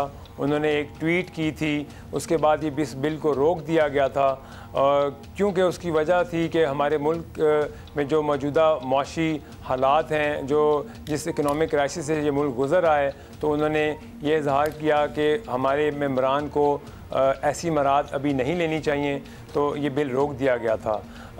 इसके साथ साथ ग्राउंड रियलिटी में आपको बताता चलूँ कि पंजाब असम्बली के मेंबरान की जो तनख्वाह है वो अभी भी as compare to KPK Sindh और के बलूचिस्तान के मेंबरान से कम है। लेकिन जो सबसे ज़रूरी बात मैं आपको बताना चाहूँगा कि ये बिल हुकूमत ने असम्बली में नहीं पेश किया था, ये बिल अपोजिशन की तरफ से असम्बली में आया। लेकिन ज़ाहिर है अभी जहाँ से भी आया हो, मतलब अब तो फ़ायदा तो सारे ही उठा रहे हैं ना उसका, वो तो हो गया। थैंक यू, बहुत बहुत शुक्रिया। ऑन चौधरी हमारे साथ है और दिस इज़ द लेटेस्ट, हमने आपको बता दिया कि क्या हो रहा है। इमरजेंसी वगैरह में तो ज़ाहिर है इलाज की सहूलियात मुफ्त हैं, लेकिन उसके अलावा इमरजेंसी के अलावा अगर आपको टेस्ट कराना हो तो वो सारे रेट जो बढ़ाए गए हैं वो बढ़ाए गए हैं, वो हमने आपको बता दिया। अब प्रेगनेंसी अगर आपकी शुरू हुई है तो आप इमरजेंसी में तो नहीं जाएंगे, आप नॉर्मल आउटडोर में ही जाएंगे ना, तो ये वहाँ सारे रेट्स बढ़ाए गए हैं। On the other hand if you are travelling metro तो वो भी आपका बढ़ तो गया, मतलब चीज़ें तो हो गई। अब इस पे क्या हम बात करें? अच्छा जी, आपको लगता है हुमा वैसे कि गाड़ी जितनी महंगी और जदीद होती है उसे चोरी करना उतना ही मुश्किल होता है? नहीं, ऑब्वियसली नॉट ना, क्योंकि वो परसेप्शन तो यही है ना कि जितनी महंगी मतलब जितनी लेटेस्ट होगी उसको चोरी करना मुश्किल होगा। ऑफ कोर्स मैं भी यही कह रही हूँ ना, उसको तो बड़ा मुश्किल होगा चोरी करना। लेकिन नहीं, ये इतना कोई है नहीं, ऑथेंटिक प्रूफ नहीं है इसका। माहिरीन के मुताबिक कुछ जदीद और इंतहाई मकबूल गाड़ियाँ चाबी की ज़रूरत ख़त्म कर देने वाली कीलेस एंट्री सिस्टम्स में मौजूद खामियों का इस्तेहसाल करके सैकड़ों गाड़ियाँ चुराई जा चुकी हैं और जा सकती हैं। बरतानिया के व्हाट कार मैगजीन ने कीलेस और स्मार्ट सिस्टम वाली 7 मुख्तलिफ मॉडल्स को आजमाया, जिसमें DS क्रॉस बैक 3 और Audi 10 TTRS, और चंद सेकंड्स में इनको खोल लिया गया और चुरा लिया गया, जबकि लैंड रोवर डिस्कवरी स्पोर्ट्स को खोलने में थोड़ी सी देर लगी, लेकिन खुल वो भी गई। वो तो कभी कभार मेरा भी दिल चाहता है खोल के ले लो। हाँ, नहीं ये नहीं हमने प्रमोट करना। Obviously not, but I just like that car so much, मुझे बड़ी पसंद है। अच्छा, हम आपसे इंशाल्लाह मुलाकात करेंगे टुमारो, टाइम बिल्कुल नहीं है। Have a great day. See you tomorrow.